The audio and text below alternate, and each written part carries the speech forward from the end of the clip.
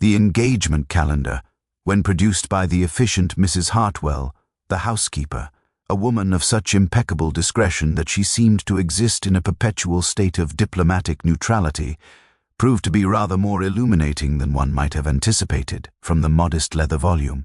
Julian Ashford had maintained the sort of meticulous schedule that suggested either a man of considerable business acumen or one gripped by a neurotic compulsion toward organization. Peter suspected the latter, given the precise notation of appointments rendered in a small, compressed hand that betrayed all the anxiety of a man attempting to impose order upon an inherently disordered life.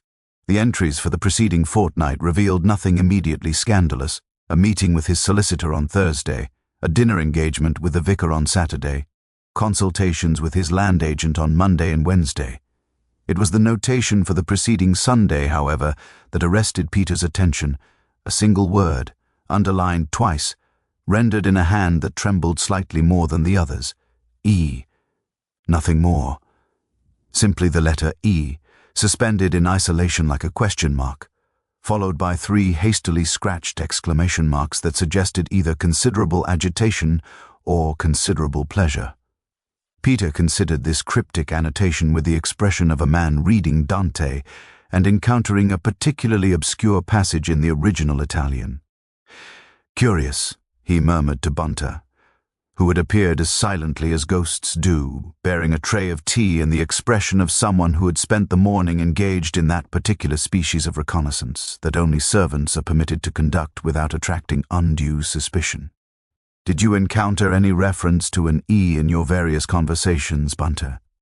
Surname, beginning with the letter in question, perhaps? Or merely an initial?" Bunter set down the tea with practiced precision. "I did overhear a conversation between Mrs. Hartwell and the second housemaid, sir. There was apparently a Miss Eleanor Vane who visited the hall approximately 10 days prior to the murder. The young lady arrived by motor car on Sunday evening and departed on Monday morning. She was accommodated in the blue bedroom, the one overlooking the east garden, sir. And Miss Vane's relationship to the deceased? That, sir, proved somewhat difficult to determine. Mrs. Hartwell displayed considerable reticence on the subject. She did mention, however, in the course of her discussion with the second housemaid, that the Countess had been rather put out by the visit, and that there had been what she termed words in the study on Sunday evening. Words of some volume and intensity, sir." Peter settled back in his chair with the expression of a man whose crossword puzzle was beginning to assume coherent shape. He lit one of his Turkish cigarettes with deliberate slowness, allowing the smoke to curl upward into the grey afternoon light that filtered through the study windows. The Sunday coat remained across the wing-back chair, a testament to Ashford's interrupted plans, and Peter studied it again with the intensity of an art historian examining a particularly suspect Renaissance portrait. "Bunter, I require you to conduct a small investigation. Ascertain, if you would, whether Mr. Ashford possessed a mistress, a woman of the sort who might be referred to by initial alone. Inquire with particular delicacy among the tradespeople in the village. The post office keeper is invariably the repository of such information, and should you encounter any reference to Miss Eleanor Vane, I should be exceedingly grateful to learn her present address and circumstances." The afternoon had descended into that peculiar English gloom that characterizes November, and the house had taken on the quality of a ship in fog, its corridors echoing with the sort of emptiness that suggests everyone is either avoiding everyone else or preoccupied with matters best left undiscussed. Peter descended to the drawing-room where the Countess was receiving callers, a pointless exercise, given that everyone in the county appeared to be either a suspect or a witness. But the Countess maintained her composure with the sort of iron grace that had presumably served her well through 2 wars and a regrettable cousin who had proved to be something unsavory in the city. Lady Brogdale poured tea with the hand of a woman accustomed to managing social disasters, and regarded Peter with the acute intelligence that had presumably made her a considerable trial to her late husband. "You have discovered something," she observed. "It was not a question. I have discovered that your nephew's Sunday coat represents either extraordinary vanity or extraordinary circumstance," Peter replied, accepting his tea with gratitude. "I have further discovered that there exists a mysterious Miss Eleanor Vane, who visited the hall at precisely the moment the engagement calendar erupts into cryptic notation. I have also discovered, and this is perhaps the most curious detail of all, that no one in this household appears to wish to discuss her, which in my experience suggests either profound scandal or profound connection. Possibly both. The Countess's teacup paused infinitesimally before reaching her lips. "I wondered when you would come to that," she said quietly. "Eleanor Vane was Julian's daughter. From before the war, from before his marriage. The girl's mother died in 1921, and Eleanor has been raised by relatives in Hampshire. Julian was attempting to establish a relationship with her. Rather late in the game, I should say, but he was developing a conscience in his later years. Rather inconveniently, I thought, as it stirred up matters best left buried." Peter set down his cup with the deliberation of a man processing information of considerable consequence. "And his wife? How did she regard this developing paternity?" "Eleanor's arrival was not anticipated," the Countess said carefully. "Eleanor's mother had written to Julian some months prior. The girl was about to be married, you see. Eleanor had written herself, in fact, asking to meet her father before the wedding. Julian was delighted. His wife was not." Peter's expression remained perfectly composed, though his fingers drummed a brief, peculiar rhythm upon the arm of his chair, a habit acquired during his years in military intelligence, a tell that those who knew him had learned to recognize as indicating that his mind was operating at velocities that made ordinary conversation seem pedestrian by comparison. "His wife," he repeated softly. "Mrs. Julian Ashford." One assumes she was not particularly enthusiastic about acknowledging a daughter from what one might delicately term a previous entanglement. "Euphemism scarcely covers it," the Countess replied with a sort of dry precision that suggested she had spent considerable time that morning rehearsing this very conversation. "Margaret Ashford is a woman of considerable rigidity. She married Julian precisely because she believed him to be of a certain type, settled, conventional, of appropriate social standing. The revelation that he had sired a bastard child some 25 years prior was not received with equanimity. There was, as I said, a rather substantial row on Sunday evening. I heard it myself from my sitting room, though I could not make out the specific words. Raised voices, however, hers particularly shrill. And Mr. Ashford's day, Mina on Monday morning, when young Eleanor departed." The Countess set down her teacup with a faint clink of porcelain against saucer. "I did not see him on Monday morning. The murder was discovered on Tuesday, but I gather from the servants that he was in a peculiar state of mind, agitated, distracted, making frequent references to setting matters right and doing what should have been done years ago. He spent much of Monday in his study with the door closed. Mrs. Ashford did not emerge from her bedroom until Tuesday afternoon, at which point she learned of her husband's death and commenced a performance of grief so theatrical that even I found it suspect, and I have witnessed considerable maternal histrionics over the decades." Peter rose from his chair with the fluid grace of a man whose nervous system had been calibrated by years of carefully maintained physical discipline. He moved to the window and gazed out upon the gardens, where the November mist was settling like a grey veil over the boxwood hedges and the skeletal remains of what had presumably been, in summer, a rather respectable collection of roses. "I should require an interview with Mrs. Ashford," he said quietly, "though I suspect she will prove considerably less forthcoming than you have been. I should also require the name and present address of Miss Eleanor Vane, and, if one is not too presumptuous, some indication of the precise nature of her engagement. Who precisely is she marrying?" "A solicitor," the Countess replied. "Fellow named Harrington. Rather decent sort, I'm told, though of course he knows nothing of Eleanor's parentage. Eleanor thought it best to meet her father before the wedding, to achieve some sort of reconciliation, I suppose, or at least understanding. Julian was apparently quite moved by the prospect. He'd been rather a disappointment to himself, I think. No children wit. Margaret, you understand. He'd always wanted a son. This last detail hung in the air between them like a particularly troublesome spectre, and Peter turned from the window with an expression that suggested he had just solved a particularly vexing mathematical equation. He had wanted a son, Peter repeated thoughtfully, but received instead a daughter who was about to marry and disappear from his life once more, presumably into the domestic arrangements of another man entirely. How very like the tragedies of classical drama, the possibility of redemption dangled before him and then withdrawn. "You think Margaret killed him?" the Countess asked, her voice tight with something that might have been either hope or dread. "I think," Peter said carefully, "that we are at present operating with insufficient information to form any conclusions whatsoever regarding who killed Mr. Ashford, or indeed why they felt compelled to do so. What I do think, with considerable confidence, is that the solution to this particular puzzle lies somewhere in the intersection between Eleanor Vane's visit and Mr. Ashford's Sunday coat. There is a logical connection there, you understand, one that our local constabulary, in their enthusiasm for the obvious, have entirely overlooked." He returned to his chair and regarded the Countess with eyes that, while maintaining their customary expression of polite detachment, had assumed a quality of penetrating intensity that made even this formidable woman shift uncomfortably upon the sofa. "Tell me," he said, "about the relationship between Mr. Ashford and young Thomas Meddle, the gardener's boy. Was there any connection beyond the merely professional? Any particular reason the boy might have been in the vicinity of the study window?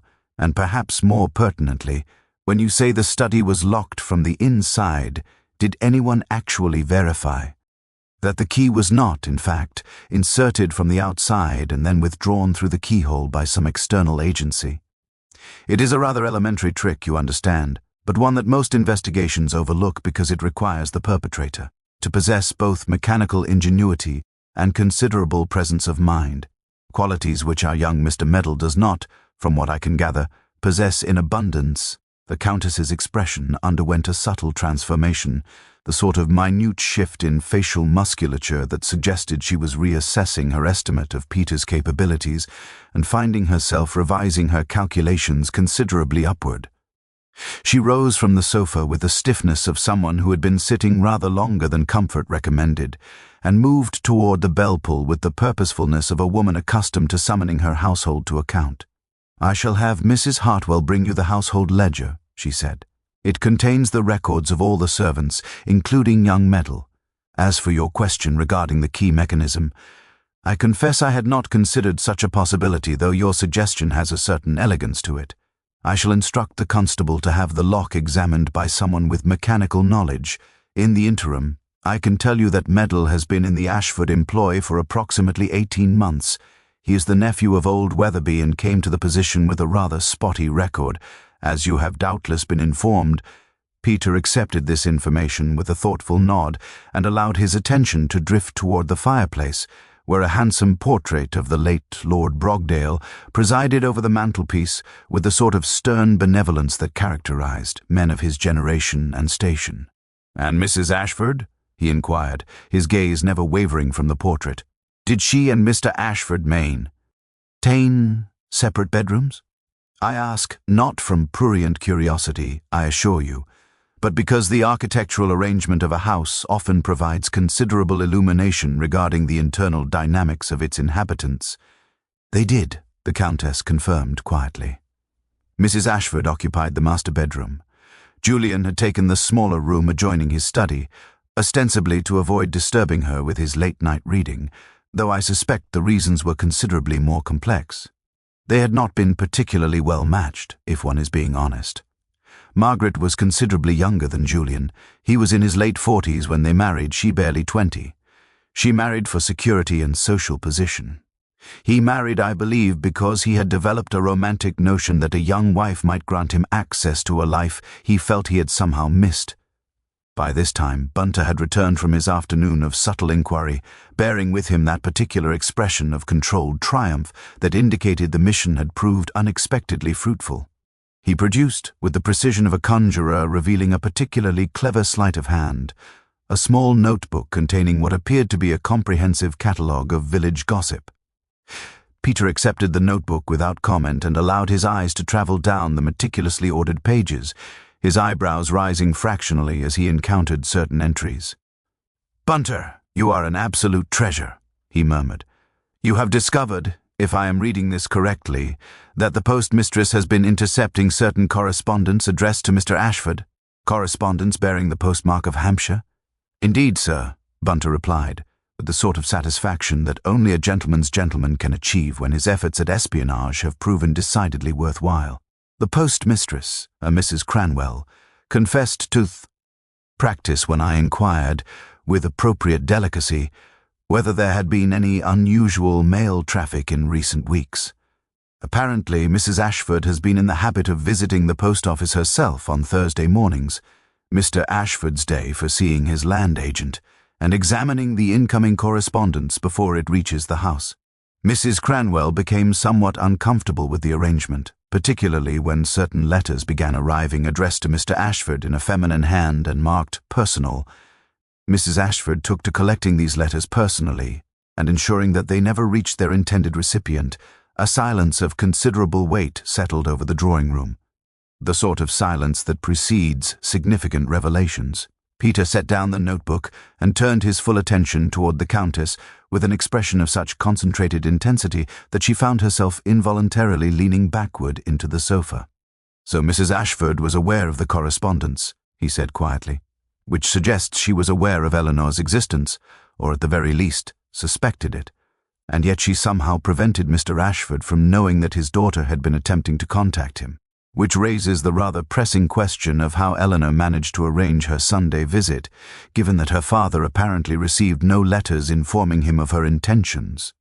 Eleanor wrote to the Countess, came a voice from the doorway, and both Peter and the Dowager turned to observe Mrs. Hartwell standing with the composure of someone who has made a deliberate decision to alter the course of events.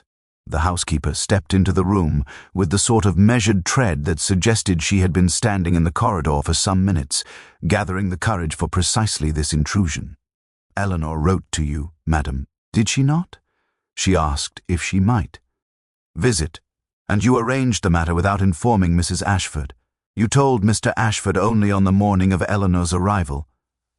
The Countess regarded her housekeeper with an expression of mingled surprise and something approaching respect. "I did," she confirmed after a moment. "I thought it was high time Julian faced his responsibilities, and I rather suspected that Margaret would do everything in her power to prevent such a meeting. So I facilitated matters. I wrote to Eleanor through the solicitor's firm. There is a nephew of the family's solicitor in Hampshire, you understand. And when Eleanor replied, expressing her wish to meet her father before her wedding, I sent her a telegram inviting her to visit on the Sunday. I told Julian only that morning." Peter's fingers resumed their peculiar drumming upon the chair arm, a tempo that had accelerated considerably. "And Mrs. Ashford? How did she react to learning that her stepdaughter, or rather her husband's illegitimate daughter, was about to arrive for an extended visit?" Mrs. Hartwell's chin tightened.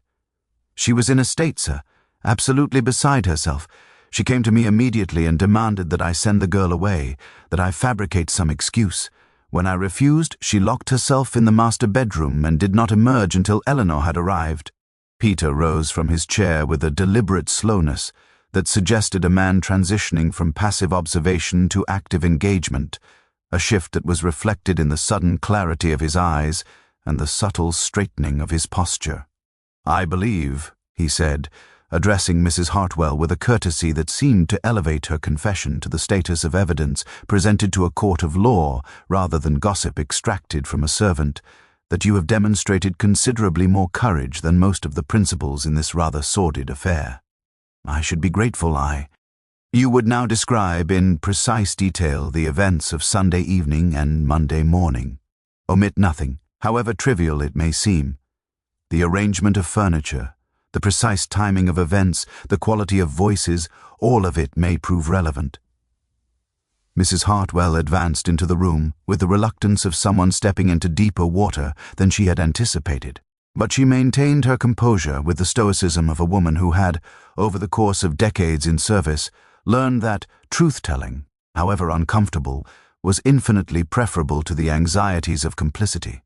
She settled herself upon a straight-backed chair with the precision of someone unaccustomed to sitting in the presence of her employers, and began her recitation in a voice that, while steady, carried the faint tremor of long-suppressed emotion. "Miss Eleanor arrived at approximately 4 o'clock on Sunday afternoon, sir. She was a pleasant young lady, quiet, well-mannered, nervous, naturally, given the circumstances. Mr. Ashford received her in the study, and I showed her to the blue bedroom as Madam instructed. She came down for dinner at 7, and the three of them, Mr. Ashford, Mrs. Ashford, and Miss Eleanor, dined together in the formal dining room. The meal was, to put it mildly, strained. Mrs. Ashford barely spoke, and Mr. Ashford seemed torn between attempting to engage Miss Eleanor in conversation and sensing his wife's displeasure. Miss Eleanor tried very hard to be pleasant, but one could see the anxiety in her face. What was the nature of the conversation? Peter inquired. Did it touch upon personal matters, or did they confine themselves to observations about the weather and other such banalities? Mr. Ashford asked Miss Eleanor about her fiancé, sir, and about her work. She is employed as a secretary in a solicitor's office in Winchester. He seemed quite interested in her life. Quite proud, I thought. Mrs. Ashford contributed very little beyond correcting Miss Eleanor's grammar on one occasion when the young lady mentioned that she had wrote something in her notebook. Quite pointedly, too. After dinner, Mr. Ashford invited Miss Eleanor to take coffee in the study, and Mrs. Ashford retired to the drawing-room. That is when the difficulty began. How long did they remain in the study? Peter asked, his attention now focused with the intensity of a man observing a particularly intricate mechanism. Approximately 1 hour, sir, perhaps slightly longer. I was preparing the drawing-room for Mrs. Ashford, and could hear voices through the connecting corridor. Mr. Ashford's voice was quite animated, and Miss Eleanor's voice was soft but clear. They seemed to be having a serious conversation, but not an angry one, if you understand my meaning. There was no shouting, no indication of distress. And then Miss Eleanor emerged from the study at approximately 9 o'clock. She looked as though she had been crying, though she was attempting to conceal it. She said good-night to Mrs. Ashford in the drawing-room and retired upstairs. Mrs. Ashford did not follow her. Instead, she remained in the drawing-room, quite still, staring into the fire. Mr. Ashford emerged from the study perhaps 10 minutes later, and I observed him standing in the hallway, in a state of considerable agitation. He was holding his Sunday coat, the one that was later found on the chair, sir, and he seemed to be contemplating something. He stood there for perhaps 5 minutes without moving, and then he went into the study and shut the door quite firmly behind him. Did he emerge again that evening? No, sir. I was instructed to retire to my room at 10:30, as was my custom, but before I did so, I noticed that the light beneath the study door was still burning. It was still burning at midnight when I happened to pass in the corridor. I had gone downstairs for a glass of warm milk, you understand, for my nerves were rather unsettled by the unusual tension in the household. I did not see Mr. Ashford emerge at any point during the remainder of the evening. Peter moved to the window and gazed out into the gathering darkness with the expression of a man observing patterns in darkness that others could not perceive. And Monday morning? What occurred then? Miss Eleanor came down to breakfast at 7 o'clock, sir. She seemed quite composed, though I noticed her eyes were red-rimmed. She ate very little. Mr. Ashford did not appear for breakfast, which was unusual, as he typically arose at 6:30. I sent one of the housemaids to his bedroom to inquire whether he was unwell, and she reported that the bed had not been slept in. The study door was still closed, which I thought somewhat odd, as it had been his habit to emerge in time for breakfast. I knocked upon the study door at 8 o'clock and received no response. It was then that I decided to fetch the spare key from the pantry, and when I opened the door I found him as he was subsequently discovered. A long silence followed this recitation, broken only by the ticking of the mantelpiece clock and the occasional crackle of the fire. Peter continued to gaze out the window, his fingers now absolutely still, his entire body suspended in a state of focused concentration. When he finally turned back to face the room, his expression had undergone a subtle but profound transformation. "Mrs. Hartwell," he said quietly, "I believe you have presented us with evidence of considerable significance, but before I proceed further with my analysis, I require one additional piece of information. When the study door was opened on Monday morning, was the key in the lock? On the inside of the door, or elsewhere?" Mrs. Hartwell's brow furrowed slightly. "On the inside, sir. In the lock, just as Mr. Ashford had apparently left it." That is what the police made such a great point of, sir. That it was locked from the inside, suggesting he had admitted his killer and then locked the door behind them. Or that the killer had locked it after committing the act and then somehow departed the room without leaving any trace. Quite so, Peter murmured, and a faint smile played at the corners of his mouth, the smile of a man who has just glimpsed the shape of the answer beneath the surface of the puzzle. Mrs. Hartwell, you may retire. You have been of enormous assistance, and I suspect you may rest assured that young Thomas Medal will not hang for a crime of which he is almost certainly innocent. Once Mrs. Hartwell had departed, leaving behind her the faint scent of lavender water and the lingering impression of a woman whose conscience had been substantially lightened by confession, Peter returned to his chair with the air of a man settling in for a period of intensive intellectual labor. The Countess watched him with an expression that mingled curiosity with something approaching apprehension, the look of someone who has invited a surgeon into her home and is now observing him lay out his instruments with an expertise that suggests the operation may prove considerably more extensive than initially anticipated. Bunter, displaying the sort of prescience that had made him invaluable to Peter over the course of 2 decades, produced a fresh pot of tea and a plate of sandwiches that were consumed with the mechanical precision of a man whose mind was entirely occupied elsewhere. "The Sunday coat," Peter began, his voice carrying the measured cadence of a lecturer addressing a particularly dense tutorial group, "presents us with the first genuine anomaly in this affair. Why, one must ask, did Mr. Ashford remove his coat whilst engaged in what was clearly an emotionally taxing conversation with his newly discovered daughter? The room was presumably adequately heated. The season did not demand the shedding of garments. Yet there it lay, across the wing-back chair, suggesting either a man who had prepared himself for departure or a man engaged in some activity that necessitated the removal of his jacket. The Countess leaned forward with the intensity of someone attending a particularly difficult sermon. "What sort of activity?" she inquired. "I shall return to that question presently," Peter replied with the sort of calculated evasiveness that characterized his approach to investigation. "First, I require us to examine the precise timeline of events with somewhat greater rigor than has been thus far applied." Mrs. Hartwell informed us that the study light was still burning at midnight. This suggests that Mr. Ashford remained in the study throughout the evening and night, a conclusion reinforced by the fact that his bedroom had not been occupied. This in turn suggests that whatever occurred on Sunday evening created a state of such agitation or preoccupation that sleep became impossible. Now, what we know from Mrs. Hartwell's testimony is that the conversation between Mr. Ashford and Miss Eleanor was not apparently acrimonious. Yet Miss Eleanor emerged with evidence of tears, and Mr. Ashford emerged in a state of considerable emotional disturbance. This suggests a conversation that was painful precisely because it was not hostile, that it involved some form of emotional breakthrough or revelation that affected both parties profoundly.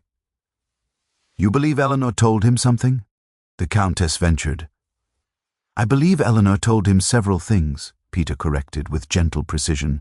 "Consider, the girl has written to her father at considerably personal risk, given that her mother had apparently maintained silence regarding his identity throughout her life.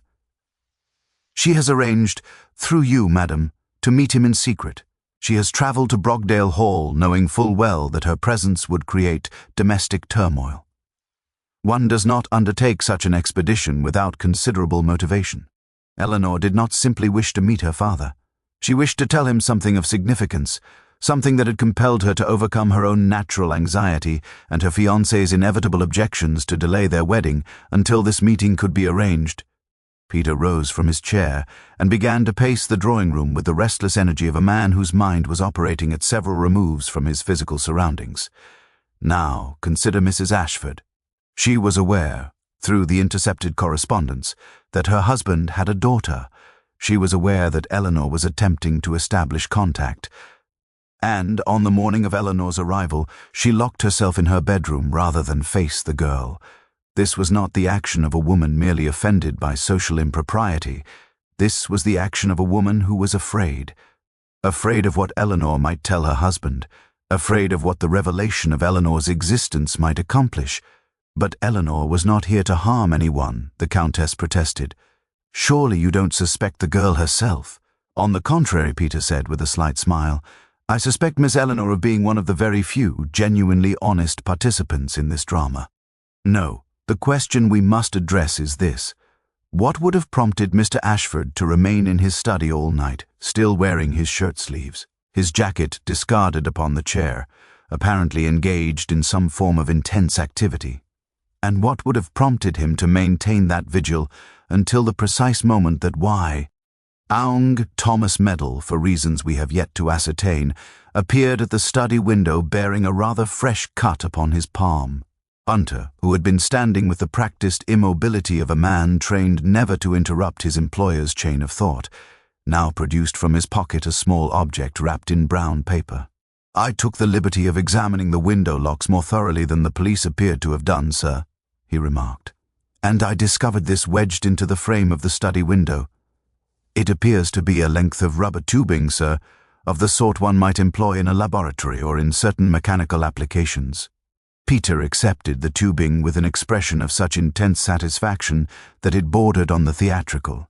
He turned it over in his hands, examining it from several angles, then held it up to the light filtering through the drawing-room windows. "Bunter, you have just provided us with the final piece of the puzzle, the mechanism, if I'm not mistaken. Mrs. Hartwell, when she attempted to open the study door on Monday morning, found it locked from the inside, a circumstance that appeared to preclude external agency. But what if the lock was not, in fact, locked by human hand at all? What if it was locked by precisely this method, a length of tubing inserted into the mechanism, manipulated from outside the door, and then withdrawn once the lock had engaged? The Countess rose to her feet, her expression undergoing a transformation from curiosity to something approaching horror. "Good God," she breathed. "You're suggesting that someone locked Mr. Ashford in the study deliberately? Someone who intended for him to be found precisely as he was—" "I am suggesting considerably more than that," Peter replied quietly. "I am suggesting that we have been examining this crime from entirely the wrong perspective. We have assumed that the murderer entered the study, committed the act, and then departed. But what if the reverse is true? What if the murderer never entered the study at all?" The silence that followed Peter's pronouncement carried with it a quality almost tangible in its intensity, as though the drawing-room itself had contracted around the implications of what he had just articulated. The Countess resumed her seat with the careful deliberation of a woman whose foundations had been substantially shaken, while Bunter maintained his characteristic composure and produced, as though conjured from thin air, a notebook and pencil with which to record such details as Peter might deem pertinent to his analysis. Peter himself settled back into the wing-back chair. Not, the Countess noted with some discomfort, the one upon which Ashford's Sunday coat had reposed, but rather its twin on the opposite side of the fireplace, and began to construct his deduction with the methodical precision of an architect, detailing the load-bearing elements of a particularly complex structure. "Consider the Turkish letter opener," Peter began, his tone adopting the measured cadence of a lecturer addressing a particularly attentive seminar. A weapon of opportunity, one might assume, selected at random from among the items on Mr. Ashford's desk and employed in a moment of passionate violence. But reflect upon this. A letter opener requires a degree of anatomical knowledge to be effective. One must strike with sufficient force and at precisely the correct angle to penetrate the ribs and reach a vital organ. It is not a weapon of accident or impulse. It is a weapon selected and employed by someone who understood exactly what they were doing. Moreover, it is a weapon that leaves the perpetrator exposed to blood spatter, to physical contact with the victim, to all manner of forensic evidence. Yet the police found no blood upon you. Aung Thomas Medal, no defensive wounds upon his person, no evidence whatsoever of direct contact with Mr. Ashford or his clothing. But the cut upon his palm? The Countess ventured. "Surely that suggests—" "That suggests precisely nothing," Peter interrupted with gentle authority, "except that the boy injured himself in some entirely unrelated manner. The cut was several days old, according to the police surgeon's examination, which places it well before the events of Sunday and Monday. No, Mrs. Ashford," And I notice you have not yet asked me to clarify who precisely I suspect of this crime, which suggests you may have already arrived at certain conclusions yourself, had considerably more sophisticated designs in mind. She required an alibi that would be absolutely unshakable. She required a mechanism that would ensure the body remained undiscovered for a sufficient interval to establish reasonable doubt regarding the precise time of death. And she required a patsy, someone who could be observed in the vicinity of the crime scene at precisely the moment when police attention would naturally focus. Peter rose once more and moved toward the mantelpiece, where he spent a considerable moment examining the portrait of the late Lord Brogdale, with the intensity of a man engaged in profound philosophical contemplation. Now, let us reconstruct the events of Sunday evening with full knowledge of what we now understand. Mr. Ashford and Eleanor spend an hour in intimate conversation. He learns something of considerable import, perhaps that Eleanor is his daughter, but that she carries some burden, some secret that has compelled her to seek him out. Perhaps she tells him something about her mother, or about her own circumstances. Whatever it is, the revelation moves him deeply and creates in him a state of considerable emotional agitation. Eleanor emerges with tears, presumably Beck. Or's whatever she has shared has not resolved the matter satisfactorily. Mr. Ashford remains in the study, still fully dressed, his Sunday coat upon the chair, a coat he has removed in preparation for some action he intends to undertake. "What action?" the Countess demanded, her voice carrying an edge of frustration at being led through this labyrinth without knowing its destination. "An action that Mrs. Ashford had been anticipating for some time," Peter replied. You see, Mrs. Ashford understood her husband rather better than he understood himself. She recognized that the revelation of Eleanor's existence, the opportunity to establish a relationship with his daughter before her marriage, had awakened in him something that he believed he had successfully suppressed, a conscience regarding his past, a desire to make amends, to be something more than a man of mere social position and economic security. She understood that Eleanor's visit represented a threshold moment, a point at which Mr. Ashford might finally have been induced to undertake actions that would damage Mrs. Ashford's position considerably. Actions such as what? The Countess pressed. Peter turned from the portrait and regarded her with eyes that had assumed an almost preternatural clarity. Actions such as acknowledging Eleanor publicly, providing for her financially, perhaps even altering his will to include her. Actions that would reduce the inheritance upon which Mrs. Ashford had based all her calculations and expectations. But more than this, I suspect Eleanor may have revealed something about herself, something that would have given Mr. Ashford cause to reconsider his entire understanding of his wife and his marriage. The girl's mother died in 1921, you said, and Mrs. Ashford married Mr. Ashford approximately when? The Countess's face had gone quite pale. In 1925, she whispered. 4 years after Eleanor's mother's death. Precisely so, Peter said with quiet satisfaction. Which means that when Mrs. Ashford married Mr. Ashford, she would have had ample time to discover his past. Ample time to understand that he had fathered a child out of wedlock, and yet she married him nonetheless, married him for precisely the security and social position he represented. But what if Eleanor's visit had been intended to reveal something rather different than mere acknowledgement?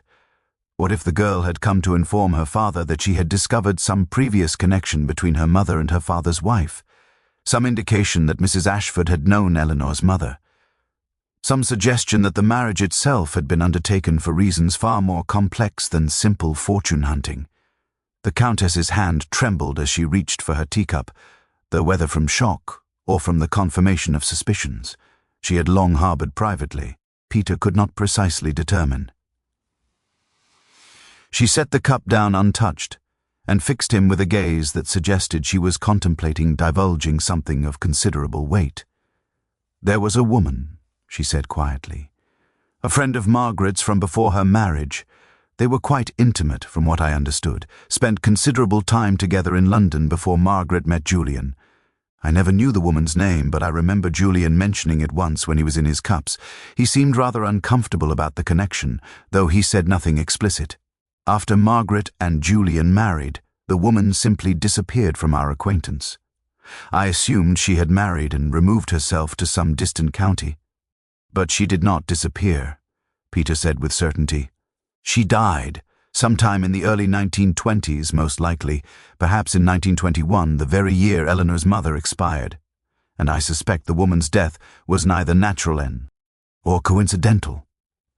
He resumed his pacing, his fingers now drumming against his thigh in that characteristic rhythm that indicated his mind was arranging the final elements of the puzzle into their proper configuration. What we are dealing with here is not a crime of passion or a crime of sudden impulse, but rather a crime of calculated prevention. Mrs. Ashford has spent 20 years managing her husband, intercepting his correspondence, controlling his social interactions, ensuring that nothing from his past could threaten the carefully constructed edifice of her present security. And then Eleanor arrives, bearing not merely the knowledge of her own existence, but, I suspect, bearing knowledge of something considerably more damaging. Knowledge that, if revealed to Mr. Ashford, would have compelled him to confront the true nature of the woman he had married. But how could she have ensured that Eleanor would arrive at precisely the moment when she could be disposed of? The Countess protested.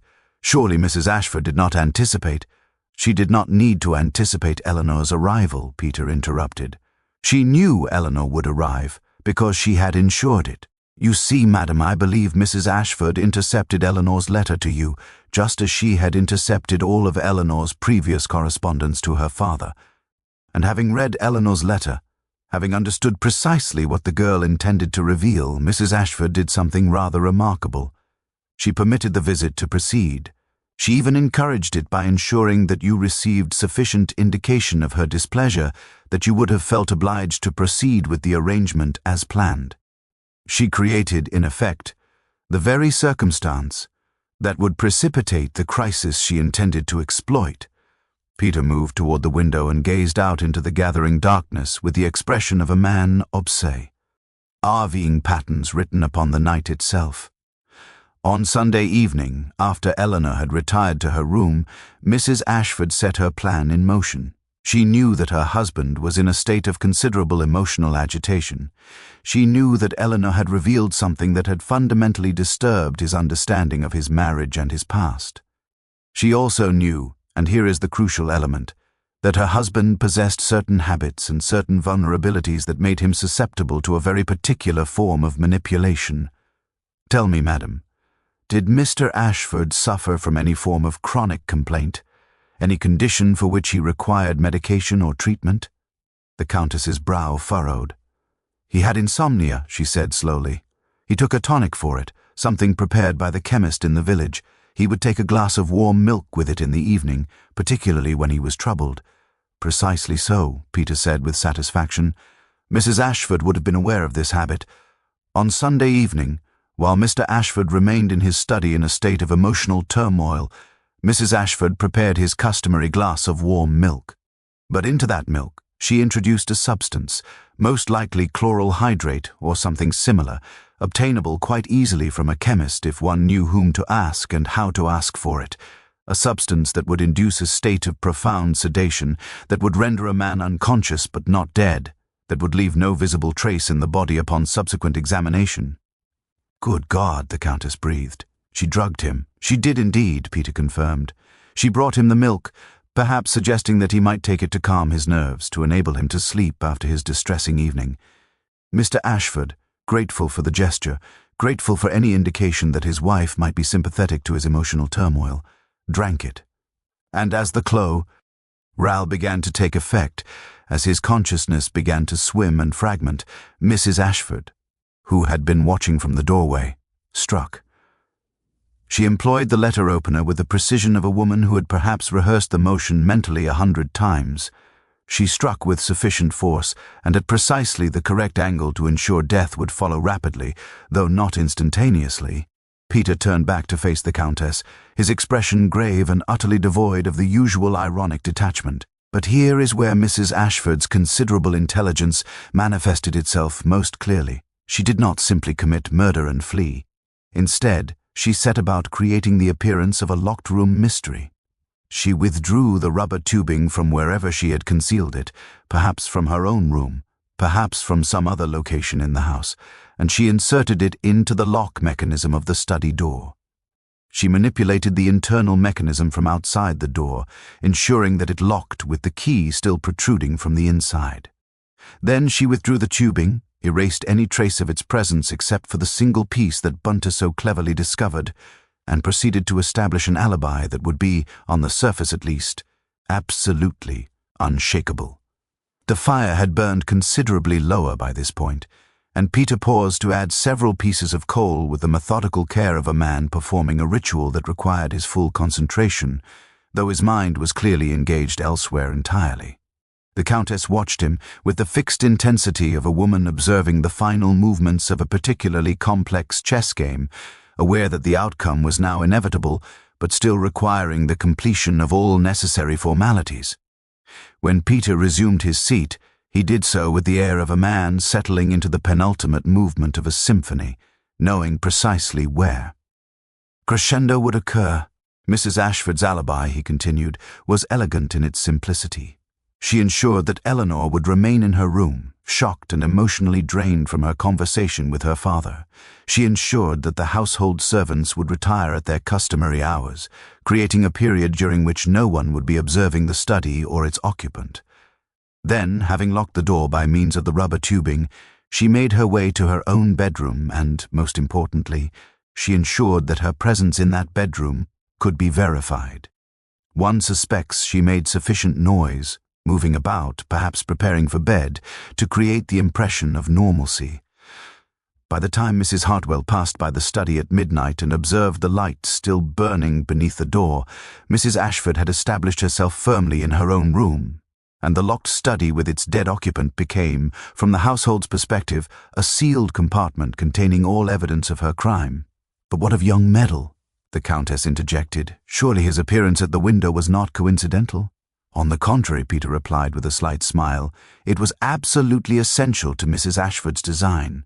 You see, she required a witness to the aftermath of her crime, someone whose presence at the study window would create precisely the confusion that has led to his arrest.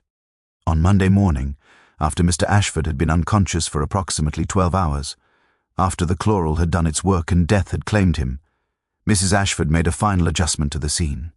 She unlocked the study door, using the same rubber tubing technique in reverse, and she ensured that it would appear to have been locked from within. But she also ensured that at the precise moment Mrs. Hartwell would discover the body, there would be a disturbance at the study window, a disturbance. That would appear to indicate an attempt at entry by an external party.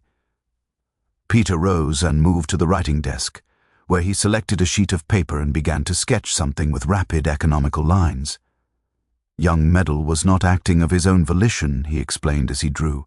He was following instructions that I believe Mrs. Ashford conveyed to him through a third party, perhaps through one of the household servants who had been suborned or manipulated into serving as her intermediary. She instructed him to appear at the study window at a specific time on Monday morning, to create a disturbance, to perhaps attempt to open the window or force the latch.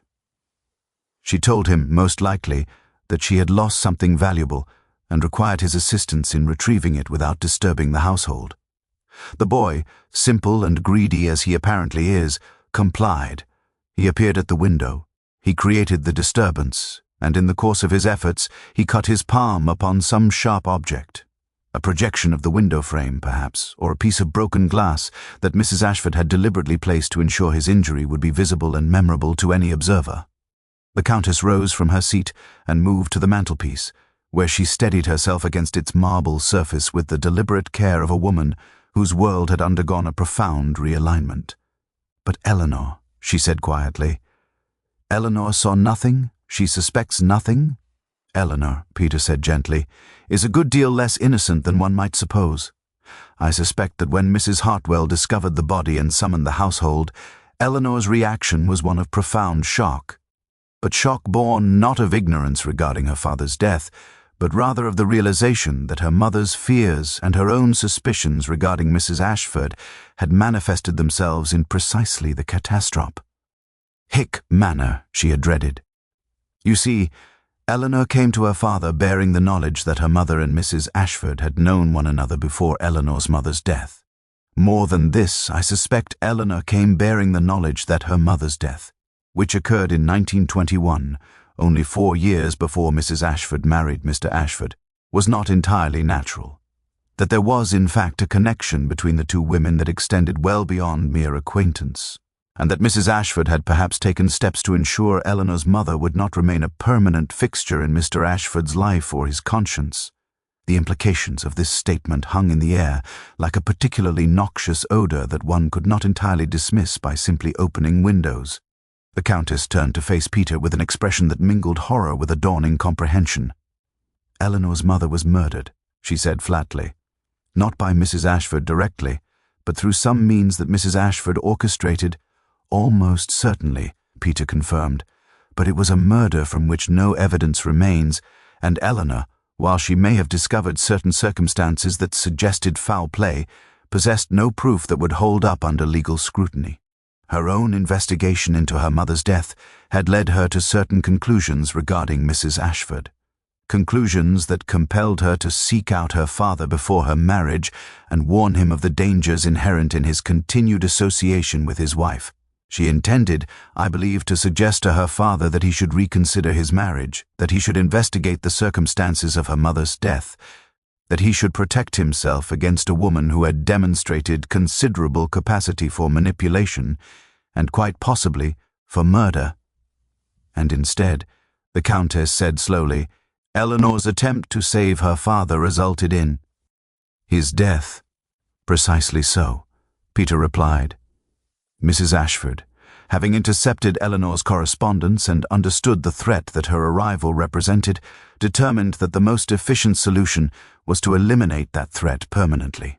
She had murdered once before, 20 years ago, with sufficient skill to escape detection. She saw no reason why she could not do so again, with the additional advantage that this time she possessed the infrastructure of a household and years of established patterns of behavior upon which to construct her alibi. What she did not anticipate was that her husband's death would occasion a more thorough investigation than her mother-in-law's or Eleanor's mother's had received. It was at this juncture that Bunter reappeared with the sort of impeccable timing that suggested he had been monitoring the conversation from some vantage point known only to himself, and had judged the moment of his re-entry with the precision of a conductor bringing in the oboe section at precisely the correct bar. He bore with him a small glass vial containing what appeared to be milk, though of a consistency and color that suggested it had undergone considerable chemical transformation since its original preparation. "The remains of Mr. Ashford's evening tonic, sir," Bunter explained, setting the vial upon the side table with the care one might employ in handling plutonium. "I took the liberty of removing it from the study dustbin this morning, where it had been hastily disposed of, covered with newspaper and concealed beneath the day's refuse. I have arranged for it to be examined by a chemist of my acquaintance in London, a gentleman who has occasionally assisted the authorities in matters requiring discretion. He has already sent word that the substance contains a considerable quantity of chloral hydrate, sir, sufficient to render an adult male unconscious within 20 minutes of ingestion, and sufficient to prevent him from regaining consciousness before the administration of poison had accomplished its fatal purpose." The Countess's hand went to her throat, and for a moment it appeared she might succumb to a fit of vapors, an indulgence which Peter's expression suggested he would find considerably less than entertaining. She steadied herself, however, with the considerable force of will that had presumably sustained her through 2 wars, the death of her husband, and the various vicissitudes that attended upon maintaining a substantial country estate in the modern age. "What you are telling me," she said carefully, "is that you possess sufficient evidence to accuse Margaret Ashford of her husband's murder. But you also possess the knowledge that she murdered Eleanor's mother 20 years ago, and quite possibly that she was complicit in Eleanor's mother's death as well." "I possess," Peter corrected with pedantic precision, Sufficient evidence to accuse Mrs. Ashford of poisoning her husband and staging the scene to appear as though he had been murdered while locked in his study. I possess strong circumstantial evidence regarding her involvement in the death of Eleanor's mother, though such evidence would likely prove insufficient in a court of law. As for Eleanor's mother, that is a matter considerably more complex and considerably more tragic. I suspect that Eleanor's mother, having given birth to Mr. Ashford's child out of wedlock, and having subsequently discovered that the man she loved had married the very woman who had been her intimate friend before their rupture, fell into a state of considerable despair.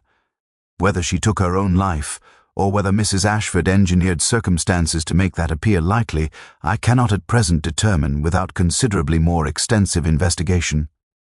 Peter moved toward the window and gazed out into the November night, with the expression of a man contemplating the manifold ways in which the human capacity for deception could manifest itself. But all of this, he continued, presumes a degree of cooperation from Miss Eleanor that I am not entirely certain exists. You see, Eleanor knows something, though perhaps not everything. She knows that her mother died under somewhat suspicious circumstances. She knows that Mrs. Ashford was acquainted with her mother. She may even suspect that Mrs. Ashford was involved in her mother's death. But she almost certainly does not know that Mrs. Ashford has now murdered her father, or rather, she knows it in the sense that she knows what has occurred. But she does not know how it has occurred, and she may not yet understand the full implications of her own role in precipitating the tragedy. "What do you intend to do?" the Countess asked quietly. Peter turned from the window and regarded her with eyes that had assumed an expression of such profound weariness that he appeared for just a moment considerably older than his actual years. "I intend," he said slowly, "to request an interview with Mrs. Ashford. I intend to lay before her the chain of deduction that has led to my conclusions. I intend to provide her with the opportunity to confess her crime voluntarily, thereby avoiding the public scandal that would attend upon a trial and the inevitable social destruction that would result from exposure. And I intend to do all of this with the full knowledge and cooperation of the local police superintendent, who, while he may be deficient in certain areas of investigative acumen, is sufficiently versed in the law to understand when he is being presented with evidence of considerable weight. She will deny it," the Countess said flatly. "She will claim that the milk was contaminated through some acid. She will suggest that you are mistaken regarding the rubber tubing. She will produce witnesses to her own alibi, servants who will swear they heard her moving about her bedroom, who will confirm that she did not leave the house." "Almost certainly," Peter agreed. "But what she will not be able to explain is the precise mechanism by which her husband's study came to be locked from the inside. She will not be able to explain the rubber tubing. She will not be able to explain why, if she was genuinely surprised by her husband's death, she did not immediately summon a physician and attempt to render assistance. She will not be able to explain why Eleanor's correspondence was being intercepted. And most importantly, she will not be able to explain the extraordinary coincidence that young Thomas Meddle happened to appear at the study window at precisely the moment when Mrs. Hartwell would be discovering the body. A coincidence so improbable that no reasonable person could accept it as genuine happenstance." Peter moved toward the door with the air of a man who had concluded a particularly tedious appointment and was now prepared to move on to matters of greater substance. "I shall require you to summon Mrs. Ashford to the drawing-room at 8 o'clock this evening, madam. I shall also require that the local superintendent be present, along with a constable to bear witness to the conversation. Bunter will ensure that the chemist's report regarding the milk has been delivered to the superintendent's office, and I shall ensure that Miss Eleanor is elsewhere in the house, in your company, so that she does not overhear whatever Mrs. Ashford may say in the course of our interview. Some truths are better delivered through the gentle offices of time and reflection rather than through immediate revelation." The drawing-room at 8 o'clock that evening presented a tableau of considerable tension, the sort of atmospheric density that one might have cut with a suitably sharp implement. Mrs. Ashford had been summoned to the room on the pretext of a family discussion regarding certain matters of estate management, a fiction so transparent that it fooled no one, though everyone had the good manners to pretend otherwise. She arrived dressed in black, the preliminary mourning garments of a woman whose husband had been dead less than 48 hours, and her face bore that peculiar combination of grief and wariness that characterizes individuals who suspect they are about to be accused of something rather unpleasant. The local superintendent, Superintendent Graves, stood near the fireplace with the uncomfortable demeanor of a man who had been led into territory considerably beyond his usual expertise and was now regretting the decision to cooperate with what he had privately considered the eccentricities of a titled amateur. A constable stood by the door, his notebook already open, his pencil poised for whatever drama might unfold. Peter, having elected to stand rather than sit, a choice that served the dual purpose of allowing him mobility should it become necessary, and of positioning him at an elevation that would afford him dominance in the conversational hierarchy, began his address with the sort of courteous formality that characterized his approach to situations requiring precision rather than passion. "Mrs. Ashford," he commenced, "I have undertaken a reasonably thorough investigation into the circumstances surrounding your husband's death, and I have arrived at conclusions that I believe warrant your immediate attention and indeed your response. I do not propose to engage in lengthy preliminaries or elaborate accusations. Instead, I shall present to you the facts as I understand them to be, and I shall afford you the opportunity to respond with such honesty or dishonesty as you deem appropriate to your circumstances." Mrs. Ashford's hand trembled slightly as she reached for the armchair position near the window, but when she spoke, her voice carried a quality of controlled defiance that suggested she was not yet prepared to surrender to the inevitable. "I cannot imagine what you believe you have discovered, Lord Peter," she said with a brittle precision, "but I assure you that any investigation into my husband's death will reveal nothing save the ordinary grief of a widow whose husband has been cruelly snatched from her by some unknown assailant. The police have already apprehended the culprit, that dreadful boy from the village." "On the contrary," Peter replied with quiet certainty, "the police have apprehended an innocent boy who has been rather cleverly manipulated into providing the appearance of guilt whilst remaining entirely ignorant of the true nature of the crime. What I have discovered, Mrs. Ashford, is that your husband's death was not the result of a sudden passionate impulse, nor of any action undertaken by young Thomas Mettle. Rather, your husband's death was the culmination of a plan conceived and executed with considerable sophistication. A plan designed to eliminate not merely your husband, but to eliminate the threat that his daughter's visit represented to the carefully constructed edifice of your marriage and your social position." The color drained from Mrs. Ashford's face with remarkable rapidity, and Peter observed with clinical detachment the various physical manifestations of extreme anxiety that began to present themselves. The tightening of the jaw, the shallow acceleration of breathing, the way her fingers gripped the armrest as though it represented the only remaining anchor to stability. Superintendent Graves shifted his weight uncomfortably and cleared his throat, a sound that suggested he was beginning to recognize that his participation in this scene was considerably more significant than he had initially appreciated. Peter continued with the relentless precision of a man who had resolved to complete his deduction regardless of its emotional consequences. "Your husband was drugged," Peter explained, his tone remaining perfectly measured and detached, with chloral hydrate administered in his evening milk tonic, a substance that would render him unconscious within 20 minutes and that would leave minimal forensic evidence of its presence upon subsequent examination. "Whilst he was in this unconscious state, you employed the Turkish letter opener, a weapon selected with considerable care given your intimate knowledge of your husband's study and its contents, to inflict the fatal wound.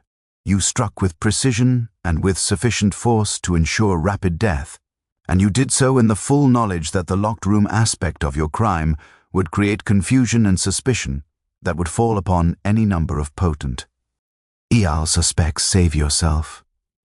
"This is absurd," Mrs. Ashford protested, her voice rising slightly. "You have no evidence of any such thing.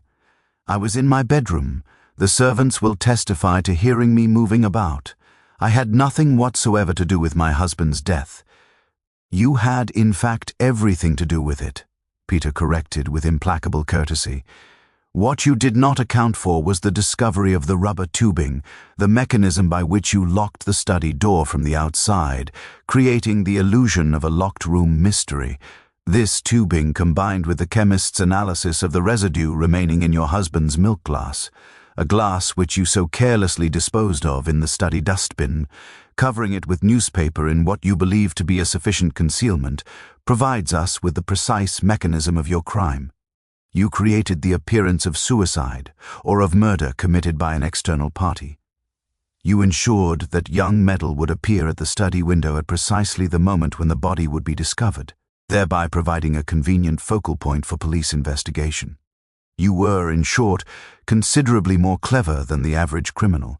Unfortunately, you were not quite clever enough. Mrs. Ashford rose from her chair with sudden violence, her face now flushed with a mixture of rage and desperation.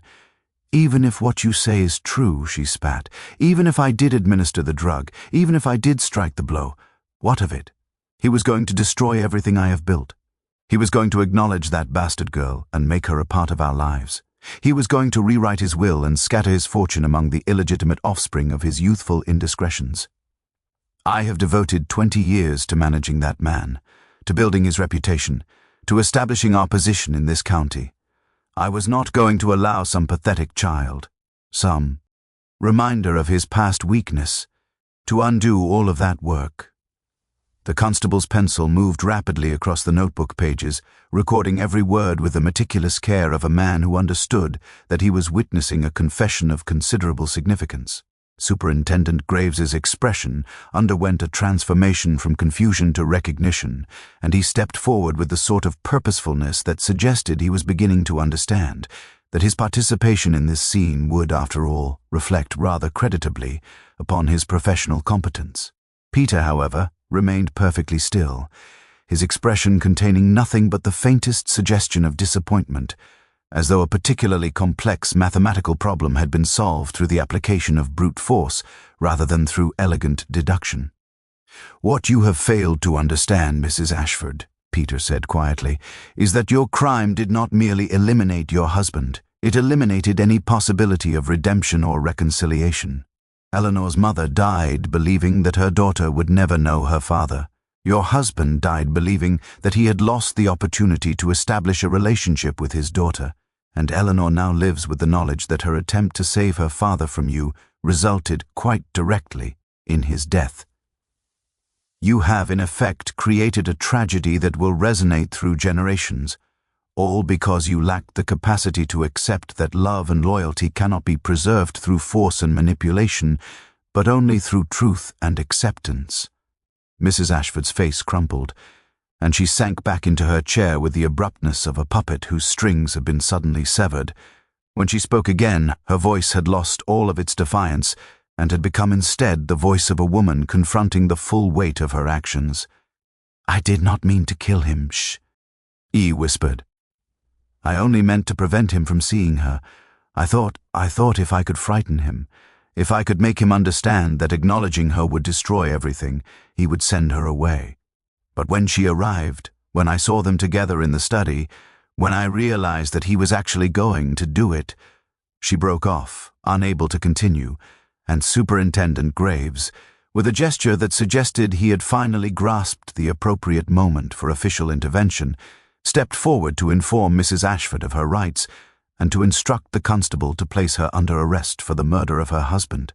Peter watched the proceedings with the expression of a man observing the final movement of a symphony that had proven considerably more discordant than initially anticipated.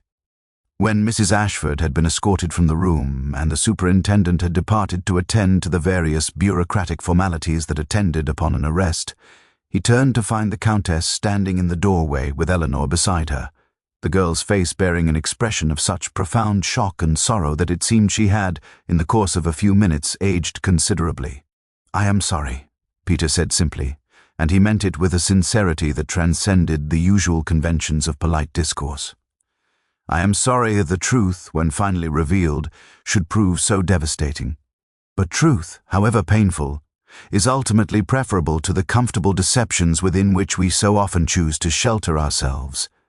Eleanor stepped forward, and when she spoke, her voice carried a quality of hard-won clarity that suggested she was already beginning the process of integrating this revelation into her understanding of her own life and her own place within the world. "My father," she said carefully, "came to see me before dinner on Sunday. He asked me to tell him about my MO. Not her death, but her life. He wanted to know what she had been like, what she had valued, what she had hoped for. I told him everything I could remember, and at the end, I told him that she had always wanted him to know that she had loved him, despite everything. That was when he began to weep. That was when I understood that all of this grief and this terrible history could have been prevented if only people had found the courage to speak the truth to one another. Peter regarded her with an expression that suggested he had just observed something of considerable significance. "You have discovered," he said gently, "what it has taken me a lifetime to understand, that the greatest tragedies occur not because people are evil, but because they lack the courage to be honest. Your father possessed that courage at the end. Your mother possessed it throughout her life. You possess it now. That is, I think, the only redemption available to any of us." He moved toward the door with the characteristic grace that had marked his movements throughout the evening, and as he passed Eleanor, he paused and added quietly, "Your mother would have been proud of you. Of that, I am certain." The November night had deepened by the time Peter and Bunter departed Brogdale Hall, the mist now so substantial that it seemed to have transformed the landscape into something altogether other than the orderly English countryside it had been mere hours before. As the motor car wound its way down the drive toward the village and the railway station beyond, Peter settled back into the leather seat and allowed his mind to drift toward other matters entirely, a particularly vexing problem in classical philology that he had been contemplating for some weeks, the question of whether Turkish cigarettes truly were superior to their English counterparts, and the rather pressing matter of Weth. Cambridge's tutorial system could accommodate any further innovations without collapsing entirely into chaos.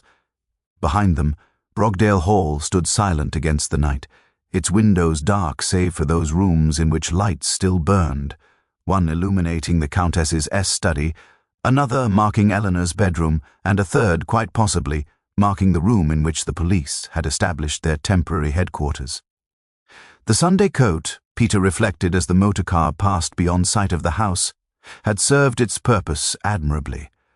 It had reminded him, at precisely the moment when he required such reminder, that the smallest details, the insignificant and the overlooked, frequently contained within them the seeds of the entire solution.